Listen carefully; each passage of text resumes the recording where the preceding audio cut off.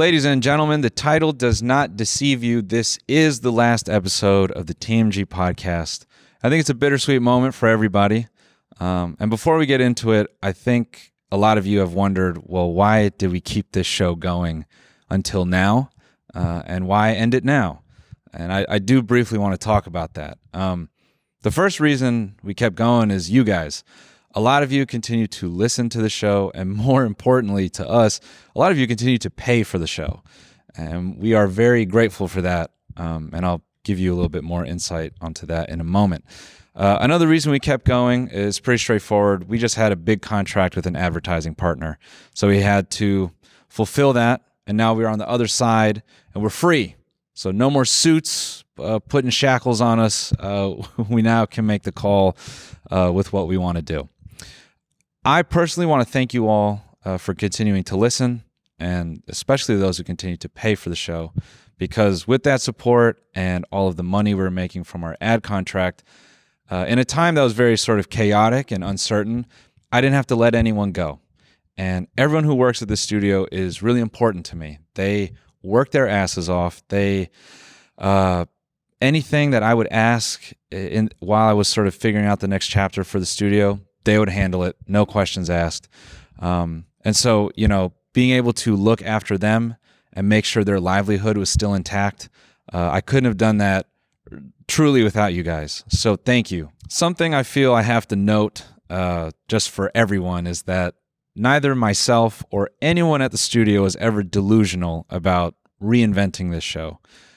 It's very clear what the DNA of the show was. We had a very fundamental change to it, and not one of us had any expectation that we would just sort of reskin the cat and keep marching.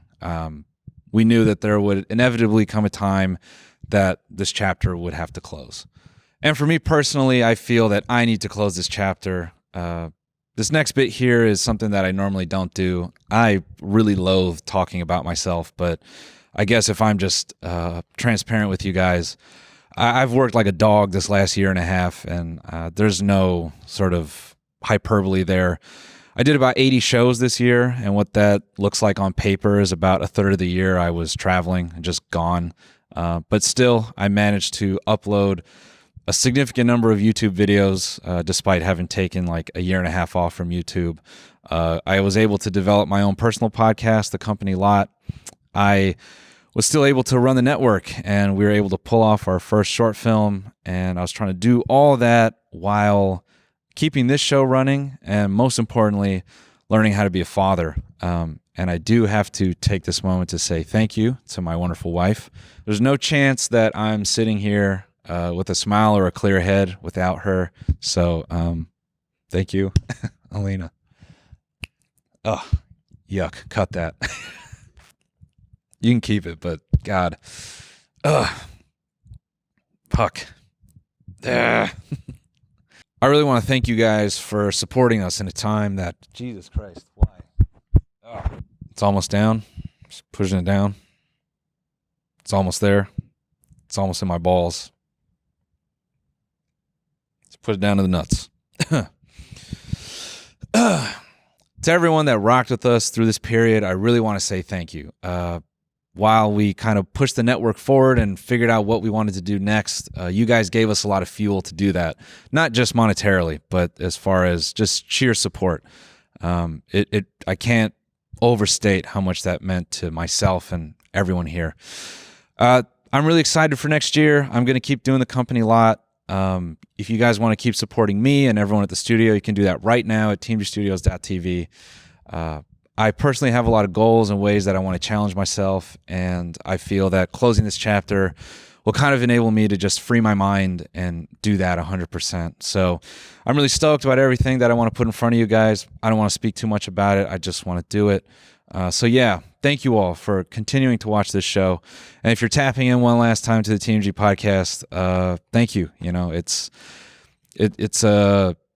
think it's a tough one for anyone, including myself, that has just been so involved in this. And but I feel that we kind of have built our path forward, and it's kind of time to take those steps. So please enjoy this episode. It's with Alec Flynn. We get up to some esoteric shit, and then I punish him with the Yes King audios from TikTok, and he's never seen them. So that part is really fun too. So yeah, guys, thank you, and I will see you in the future. You've been a rider, a homie. I missed that because I wasn't looking. Look at me. Look at me in the eyes. No, now I can look. End of watch. Let's get that proper. Let me swing into it. Brother, they need to play that like. Think about like you ever think about like hanging out in like North Korea and like Yeah, often. Yeah, like the state sanctioned events where it's like everyone you know is gonna fill up like a 250,000 seat stadium, and they're like, "What are we going to?" It's just like this guy learned how to like cup his hand, like do really good like handshakes, and all you hear in a crowd is just one more time, and then it's just everyone going, "Oh, yeah." I can't get over like that wrestling documentary where the guy, where like they did 250,000 seats in North Korea, stone silent the entire time. And what type of wrestling are we talking about? We're talking about like WWE. Wow, pro wrestling. It was like dead silent because no one had ever seen it before. Wow. They were like, what the fuck is going on? That is crazy, dude. Could you imagine? That is crazy. I can imagine, actually. Yeah, I can imagine bombing. Just bombing? I can. Oh, yeah. Yeah, dude. Speaking of, for what it's worth. It's worth a lot. My body has been through it. My body's been through it these last 2 weeks, boy. Oh, my God. Has it been 2 weeks straight? Basically, yeah, but it was going, to the coldest parts of Canada. Or not the cold, but up there. We were up there. We were all the way up there in Edmonton. Oh, my God, dude. Those motherfuckers live in, like, the Night's Watch. Like, they are the topmost, and that's probably a dated reference at this point, but it's the topmost of the Game of Thrones map. That's where the fuck they're at. Yeah. Yeah. I think, well, is that also similar to Winnipeg in that they have underground tunnels to get around in the city? And listen, we were in Winnipeg too, and God bless everyone in Winnipeg. I would not dare even explore that city. It's that frigid, right? Due to the cold. It's just, I'm not accustomed to that. I walked outside for 5 minutes to go to a Vietnamese restaurant, and I'm like, this will be the second to last time I walk outside in Winnipeg. Yeah, man. For the foreseeable future. People sleep on Western Canada, like Saskatchewan and Alberta, man, but those are like the real cowboys. I know we mythologize our Western cowboys here in America. Do we? I think we do. Yeah, we do. They're always on like paintings in a mall. Yeah, they're train station. They're in train stations in Utah for sure. Yeah, but we mythologize those guys. The Western Canada cowboys. Yeah, those are lads that like really truly like think about everything that our cowboys did. Battling with, say, like natives who is rightfully their land. Yeah. Now imagine it's also negative 20 degrees. Mm-hmm. Your horse is probably like frozen. Yeah. And you just are like, you have no choice but to herd this cattle into like the next ranch. Yeah. Those guys are hardcore, man. Do you think there was ever... Because I'm wondering in that time, do you think they knew there was better? Like, were there any of them that were like, it can't be like this everywhere? Because, there's no internet. You're just born into what you're born in. Right. You're just born into your way of life. I wonder if in that time frame, did people fantasize too much about the same way like people now go, I moved to New York? I think it was probably just the promise of owning your own thing. That was enough. I think that was enough for them to just be like, well, I mean, I came from Ireland or Scotland or like France, and I was the town, toenail picker, and now I have like an entire 5 acres of land that I can like raise a family on. Granted, it's not my land, however, like they gave it to me. Yeah, it's crazy how just as human beings we evolve from food to real estate. It started with once we all got fed. It was like, all right, how do I procure an acreage? How the hell do I put a Tim Hortons on this? Yeah, how the fuck can I develop this through generational tilling of the land so eventually BlackRock can come through here and build a mall on it? Exactly, man. How can I get an AI data center on this family farm we've owned for 3 generations? Yeah. Sorry, I'm not trying to buzzword not trying to buzzword the bit. That's something I'm trying to get away from. What do you mean? I don't think you are. I think those are relevant things. Yeah, you're right. You're right. Sometimes I feel when something's too modern, it's just word salad. Can I just toss you out a thought real quick if Please. you're willing to catch? I was thinking about this today. Okay. Are we so attached to nostalgia, I think as young people, like Y2K nostalgia, because it is so hard to envision a future? Yes. Because I was thinking about that today. I watched the Viagra Boys Brody sessions. I sent it to you. Mm-hmm. Did you watch that? No, not yet. When did you send me that? I'm pretty sure I sent it to you and I said, no, you did. This. You did. I distinctly remember you sending it to me. I'm trying to reflect. It was over Instagram. Yes. Yes. But I was just turning and burning these last two. Of course. But Yeah. it was this entire live set by the Viagra Boys shot on like a Sony handheld from like the 2000s. And they were doing it in a meat market in Copenhagen. And I go, this rocks. And I love this shit. But then I started to feel a little bit morose. Yeah. There we go. Vocab word, morose. Because I go, man, is it weird that I fucking fetishize this early 2000s type of aesthetic and I can't like wrap my head around something new and different? Or like I can't visualize something like that's never been done, or like I wish it looked like this, or just because I don't know, because no, I don't think that's crazy at all. I mean, for being serial for the moment, that's like the number one thing that people say about Gen Z and stuff is they're very aware, and just given even how they went through schooling, and after COVID and all that, everything feels fairly hopeless. So looking to the past is kind of how they cope with that. So I think it's totally normal. Also, nostalgia is super powerful. I don't know how accurate it is, but I was reading some fucking graphic on Twitter about how nostalgia, it's also very powerful because those early memories in a brain, like objectively a brain, are just etched and more. Essentially, they're more powerful than any thoughts you may have in the future, right? Because the way your brain records them and how early they occur in the brain's mind or like existence. So not only is nostalgia very powerful in a time like this, it probably is like a 5x where it's a weird cope. I also think, nostalgia is how I've seen a lot of interesting opinions about nostalgia. Some people say nostalgia is sort of like the base layer for, might be a reach, but some people are like, oh, nostalgia is like the basis for a like regime change. Like that's like regime change. Yeah, just like that's how. Let me cross over real quick. Yeah. Word. Yeah, just like governments and politicians and stuff can be very successful in a campaign by tapping nostalgia. Like, that's like the base of like all nationalist movements. Right. So there's like that, and then like, but I think what I was reading was basically saying that it's like the most powerful thing to completely like override a government, I guess. They're saying like it's probably the most effective way to make a major change happen, like in a government. Yeah, so just creating, just nonstop talking about an idealized version of a country that never, never existed. Yeah, but I don't think it's weird to have such deep affinity for nostalgia. I think that's very normal, especially now. I think we have access to nostalgia in a way that most people didn't have before. Right. And it's very commercialized and it's shoved down your throat.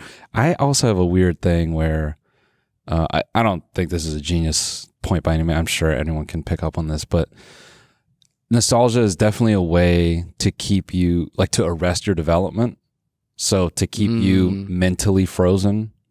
Like I think when corporations are tapping your nostalgia, it starts as wouldn't it be cool if we like reference this? Yeah. But what eventually turns into is you're just perpetually like repurchasing your childhood. Yeah, man. Which is, I think that's grim shit. It is grim. Yeah. Yeah. But the Viagra Boy said it's probably sick. It's sick as hell. That's the thing, dude. And those guys are pretty new school lads. Don't get me wrong. Yeah. It's like almost as if, man, that's a really good way to put it. That they're tapping into your childhood to nonstop like mine that. Man. And it keeps you.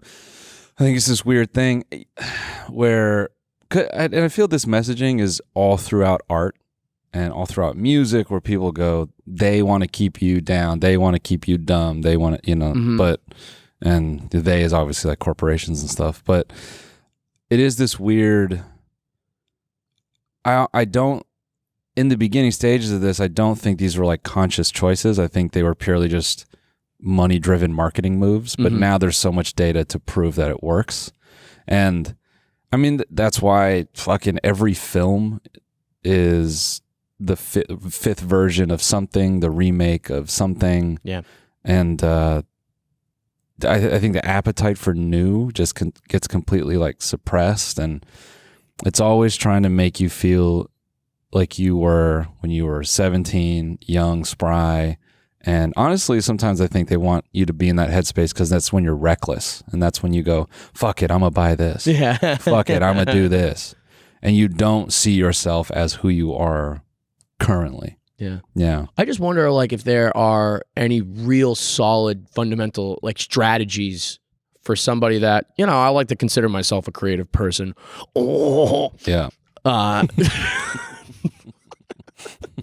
Ladies and gentlemen, it is time for the final ad break of the TMG show. We want to thank Manscaped. The holidays are here, which means it is time to give the gift of smoothness.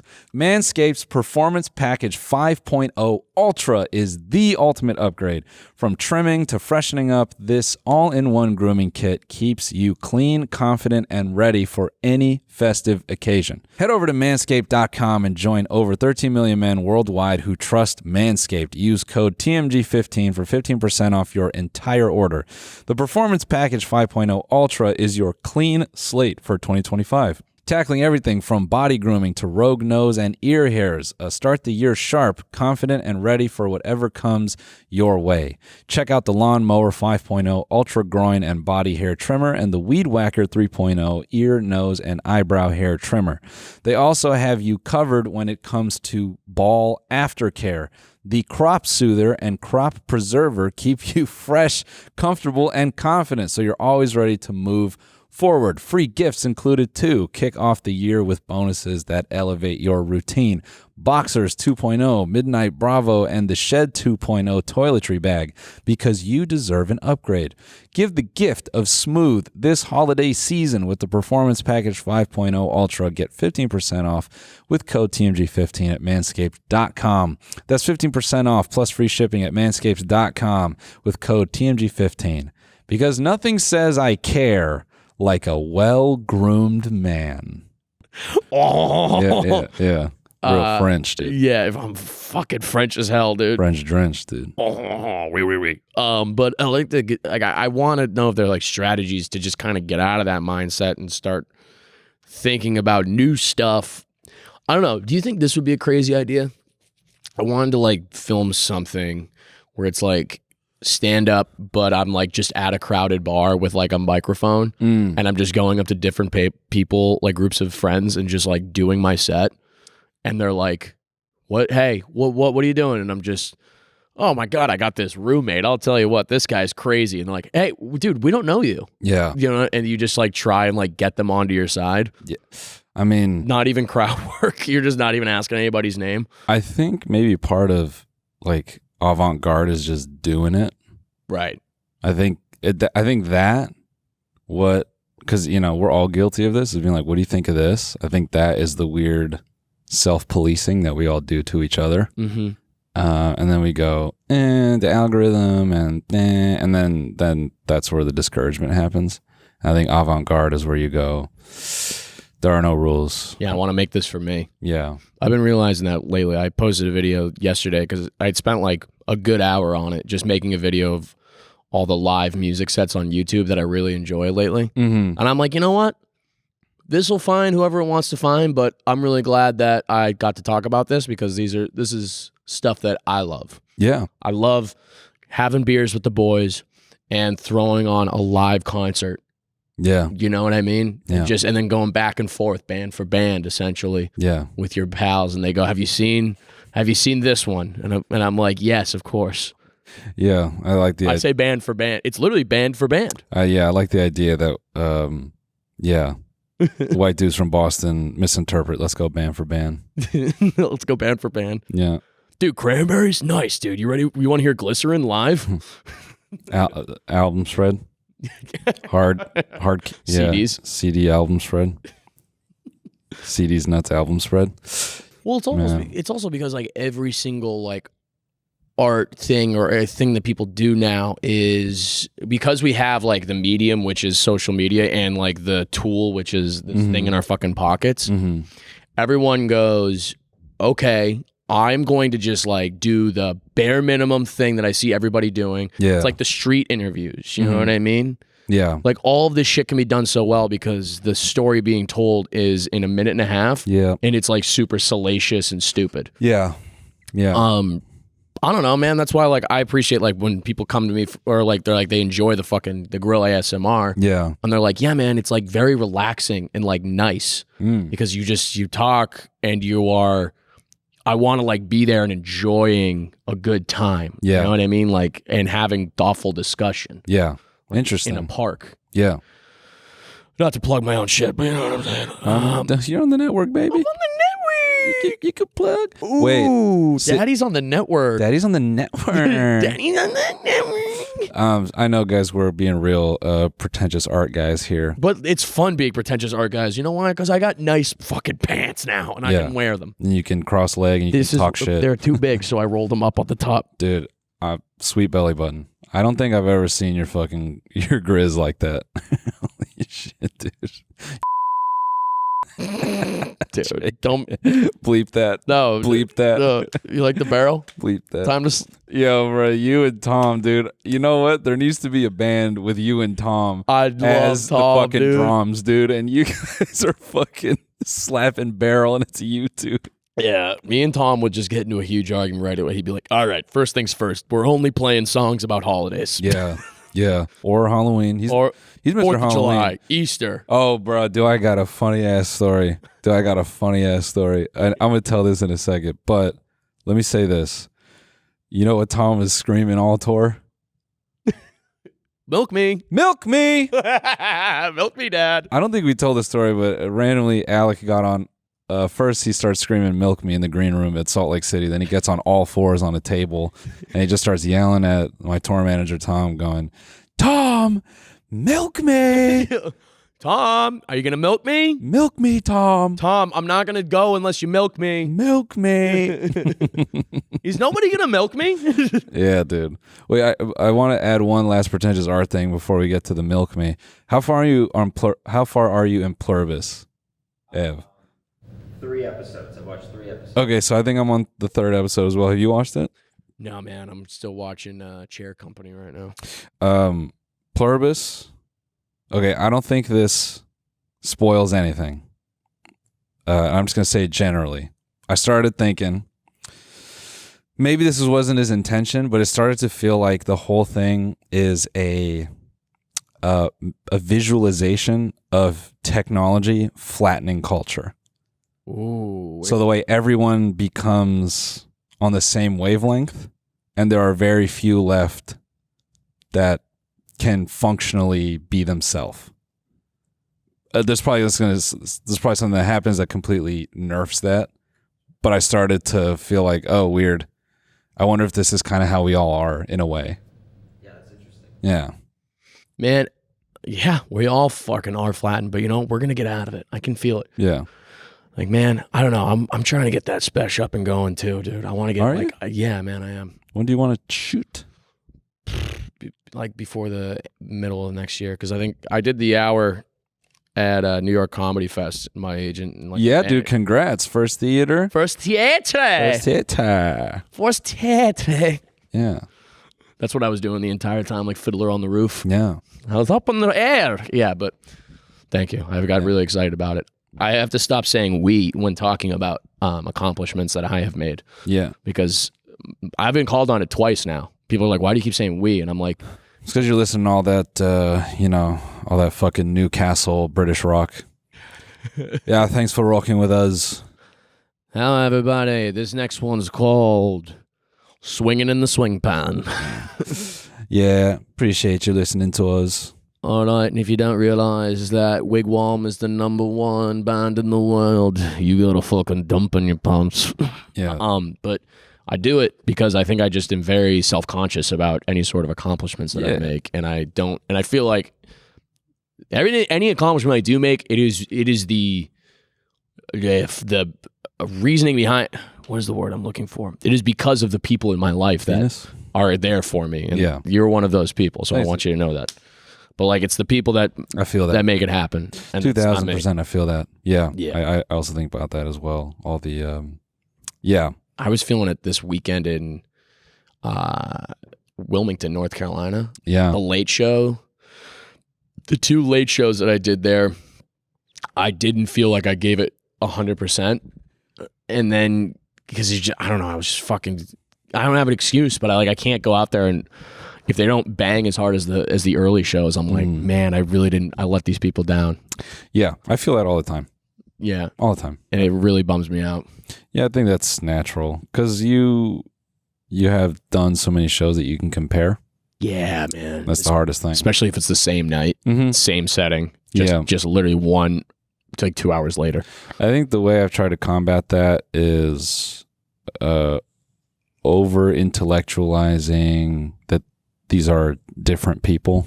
Yeah. So when I do a show, I try to like talk to them, and I'll just throw out little things where I go, like if I feel like it's not going the way I think it is, I'll just kind of throw them like, "Are we high?" And then sometimes it'll be a big like, "Yeah." Then I go, "Oh, okay." And then I intentionally I'll slow it down, or I might like dial up all like the physical stuff because good idea. They're fucking baked, and like that's the shit that they're gonna be like, "Holy fucking yes." Yes. Yeah. Or if they're hammered, I'll speed it up. When they're drunk, you can get the fuck out of there. Yeah, and I'll call it out to them like. Right around that 40, 45 minute mark, I'll look them in the eyes and I call it out. I'm like, yep, it hit. Look at you fuckers.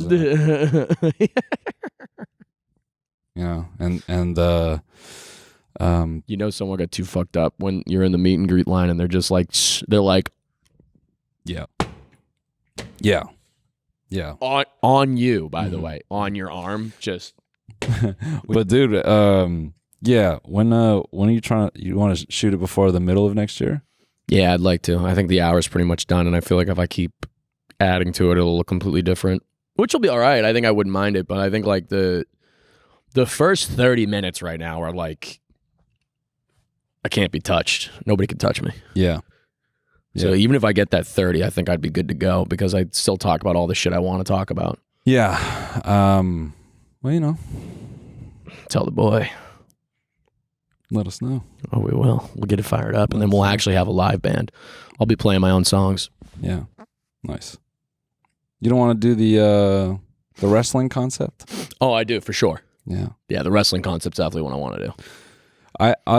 Oh, God, that reeks. Yeah. I'm throwing my hat in the ring because, I think... We do the wrestling concept with the Sony handheld cameras. Nothing on a stand. Yeah. All one, just people holding it. Oh, I've got plenty of ideas on how you do this one. Yeah. Yeah.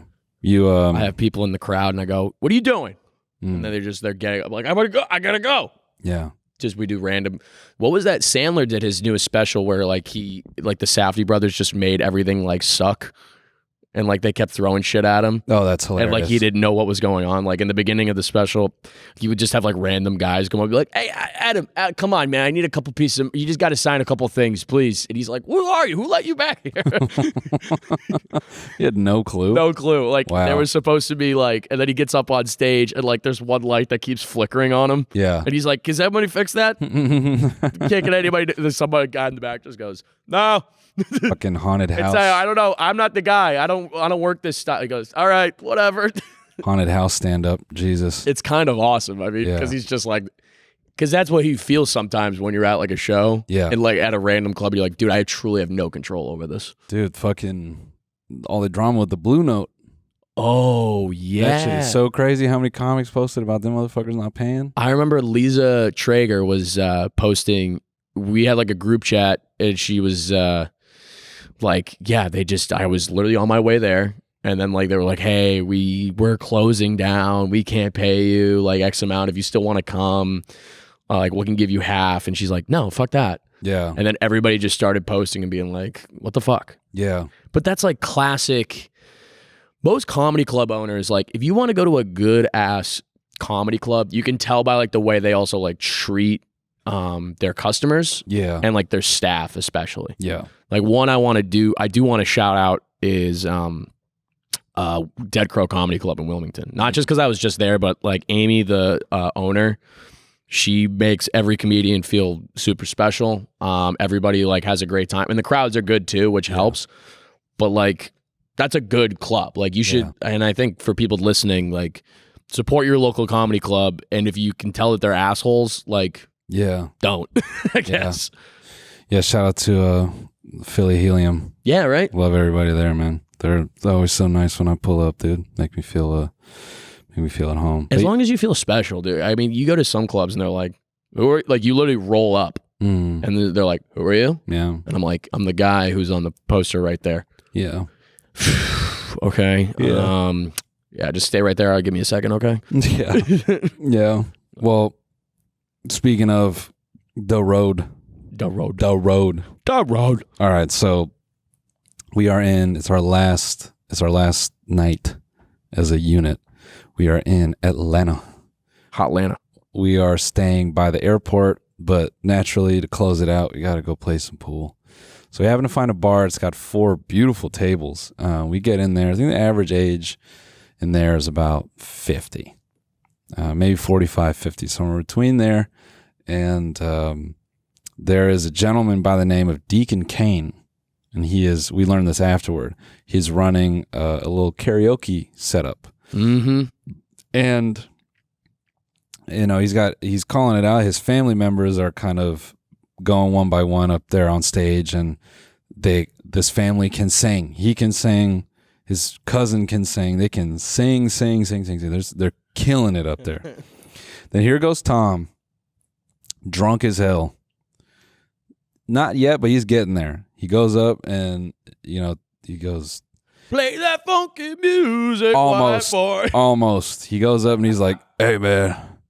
He's like, y'all want to do, he's like, could I do Run DMC? They don't even sing. That's rap. Yeah. And then the guy goes, I don't do rap, man. So Tom walks away. Then he drunkenly comes up with another idea, and he's like, hey, can we do that? And I see the guy shake his head. I see Tom go up there 3 times, and then now I'm like, Tom, stop. We're gonna be asked to leave. Something bad's gonna happen, or just like he doesn't want to do it. And Tom's like, no, I'm working him down. Then the guy Deacon Kane comes up off the set, and he approaches us in the pool area. He goes up to Tom and he goes, all right, I'll do it. That's all I see. I'm reading lips. He's like, I'll do it. And then Tom is excited. He's like, yes, dude, yes. I'm like, Tom, what the fuck have you gotten us into? All right, like, so I look up on the screen and I see Michael Jackson Thriller. Yeah. And I'm going, what part Tom's going to do the voice, the spooky guy at the end. Mm-hmm.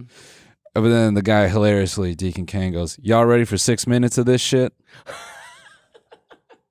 And he sings his ass off for that 6 minutes, dude. And he's got his friends. I don't know if they're his friends because they're like 2 different tables.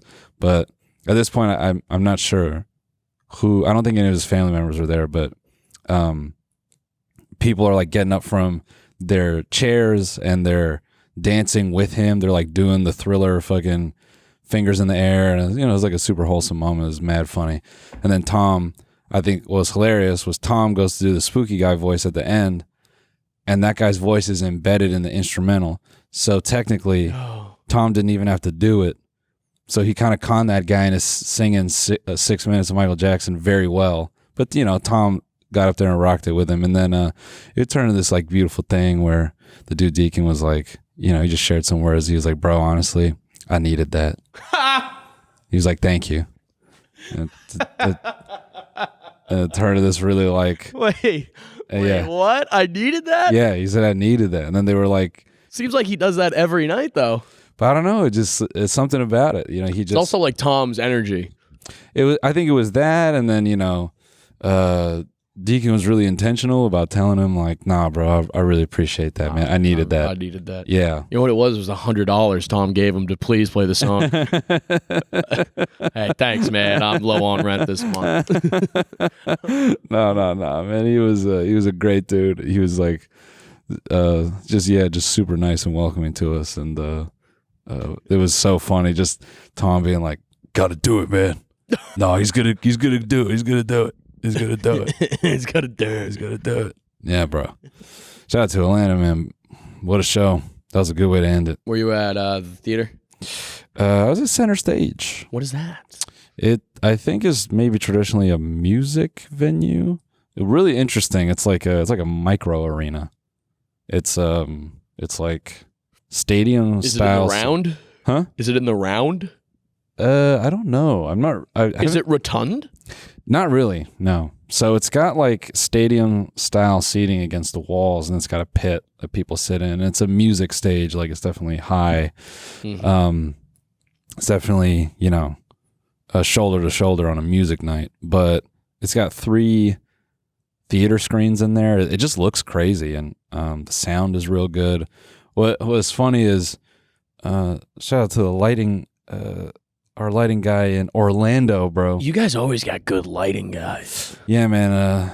The boy Anthony, he fucking. I feel bad, dude. When I don't realize like the lighting's fucked up until like the opener's on stage, and I'm like, all right, hey, when I get up there, lower all of these. Yeah. It's shout out to Tom, man. Tom goes hard in the paint with our lighting techs, but. So this guy, first of all, he gives us a crazy setup in Orlando. Fucking totally changed my mind about so many things. I was like, Jesus fuck. By the way, next hour, I'm shooting it in Orlando. Yeah, Orlando goes hard. It's just that room. I'm going to do it there. So he gives us this great lighting setup, and then in the middle of my set, he starts freestyling like lighting cues. Whoa. It was absurd. There's one act out where he like anticipated me, and then he did something as I did the act out. He like flashed the audience with white light, and it like got this huge reaction. It was super funny. And I just rolled it off. I was like, yeah, y'all didn't know I came with effects. And then after the stage, I go up to him and I go, bro, did you just he's like, yeah, I felt you, like, I felt it coming, so I was like, I got a little something for that. Wow. Hit it. So then in Atlanta, we gave the lighting tech the cues, and the bit where I talk about like mag dumping someone in my house, the guy was like adding it, because that act out I've like evolved a ton, so it feels pretty real. And as I'm going like, he's going like, it was nuts, dude. It was crazy. That's so sick. Yeah, it felt like I don't know if it was corny or like, I don't know if it's corny, but the footage, like Tom got some video, and it does, like, if I'm sitting watching that, I'm going, okay, that definitely enhanced like the moment a little bit. So I think with touring, whatever I do in a theater next, I think definitely we're gonna get a light tech. Yeah. Well, we're just gonna dial up like lighting cues and stuff. It's a good idea. Yeah. I tried to do like sound cues a couple times, like, because I had this bit about we need to stop FaceTiming people during concerts. You'll just be in the middle of a mosh pit at Turnstile, and then you'll see somebody's phone, and their friend is like at home in bed doing. Yep. Yeah.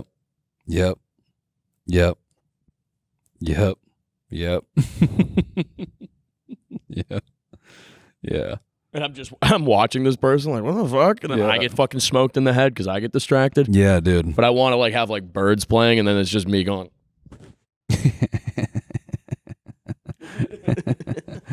Yeah, dude. It is funny how much people do that. It's crazy. The FaceTiming at shows thing is really wild. What, dude?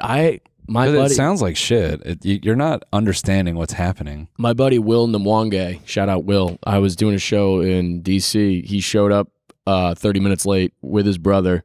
This is 30 minutes into like my set. Mm-hmm. So really late. Yeah. And then he just immediately FaceTimed my boy Sorrento.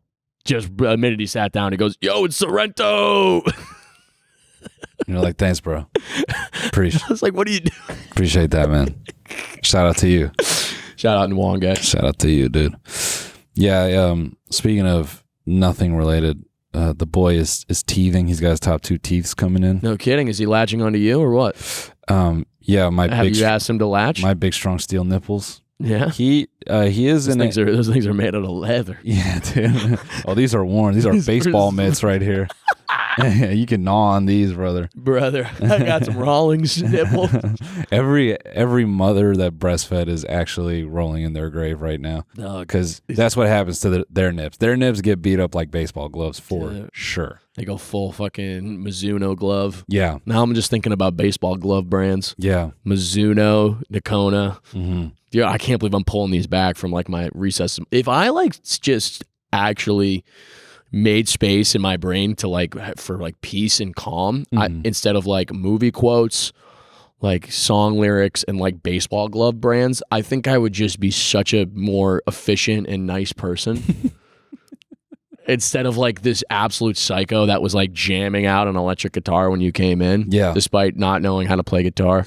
You tried, didn't I? I commended that. I made an original song for you. You did. Yeah, you did. Should I play something? I remember back in Pasadena, there was a part of me that left you, and now I see her, that blue shirt. Any music producer that can melodyne that and put it over something good. That blue shirt! I got a white undershirt and a long sleeve underneath goose! There's your homework. Yeah, dude. Yeah. He's not latched me. There's only 1 or 2 times where he tried. And he's like in his sleep going for it. And I would laugh and go, brother, you ain't going to get nothing but hair there. You ain't. Do it? Huh? No, absolutely not, dude. The kid. It's the last pod. You can do it. You can say. What? Oh, no. After what I've seen him do to Alina's nips, absolutely so you just not. don't want the piece? But you, fuck no, dude. But you wonder how it'll feel. Absolutely. I know how it'll feel. No, you don't. Not until you do it. I've seen Alina scream her fucking ass off and go, no, and him smile and laugh that he's just tried to chew her fucking nipple off. I want no parts, dude. He bites my hand now, and that pressure. He bites your hand? Yeah, because now he's in a comedic biting phase. Okay, so it's now just funny biting stuff. It's been that for a good, I would say, 3 months. Maybe he's a vampire. You thought about that? Yeah. When he starts acting up, I take out a bag of garlic, and he goes, and I'm like, back in your corner, demon. It's demon boy. Yeah, I have the demon baby. He's that boy teething, but more. I only brought that up to be like, that shit is nuts, because now I'm watching him just writhe at night and be like, because the tooth is coming in. Right, man. And I'm like, damn, teeth coming in is fucking visceral. When you think about your gums just getting shredded open by these hard, pieces of, I don't even know, what is a tooth? I think it's like calcium. Is it calcium? Yeah. Just like shredding through your mouth. I don't know. I started watching him on the monitor. I'm like, this is a good movie. He's like on the rail and he's going, Then he bites into the wood. He's like, no, he doesn't. Does it really? Yeah. Babies do it all the time. Dude, your boy's crazy. Yeah. Well, all babies do, but all babies do. That's when I go running in. That's when I go, man, I wish that was my nipple. Yeah. I go and I run in and I sneak my nipple under his teeth. I'm like, go ahead, pal. Go ahead. This is our secret. Yeah, come on. Nah, bro, make it bleed. That shit, that'll turn the largest of men into a straight. Speaking of teeth, brother, shout out my cousin Brian. He's a dentist in Wilmington, and my dad's going to be pissed to find out that I was there all weekend and he did not clean my teeth. Ooh, big cuzzo. Big cuzzo. No teeth cleaning. What the F, mate? My manager met my dad, and he was like, he seems like he's, his vibe gives off like chief police. And I'm like, that's not good. Yeah. He's like, yeah, he was just staring at me with like the piercing blue eyes I've never seen before. And I'm like, yeah, man. Yeah, maybe Maybe it's just where's your manager from? He's from he's like a Colorado guy. He's like an LA dude. Maybe that's why it feels that way. I guess, man. But I think there's a weird association with Boston and maybe with like cops. I guess, but I also like, my mom's such a lighthearted, like fun person, and then my dad is like very intense. Yeah. And then that's why you have like me. Yeah. Which is like, it's a combination of like, I am silly, but in a very intense way. Yeah. It's the hard 50-50. It's, hey, is anybody going to milk me? Is anybody going to milk me here? Tom, milk me. Milk me, please. Please. Tom, milk me. I'm not going out unless I'm milked. Just milk me. This week on the bonus. This is the last TMG. It is. Give me 3 words for the way you're feeling right now. What is Mr. Krabs doing to him? All that is next. This is a really bizarre thing because I think it's kind of all hitting me at once now. Watch the full episode by signing up for a membership at tmgstudios.tv.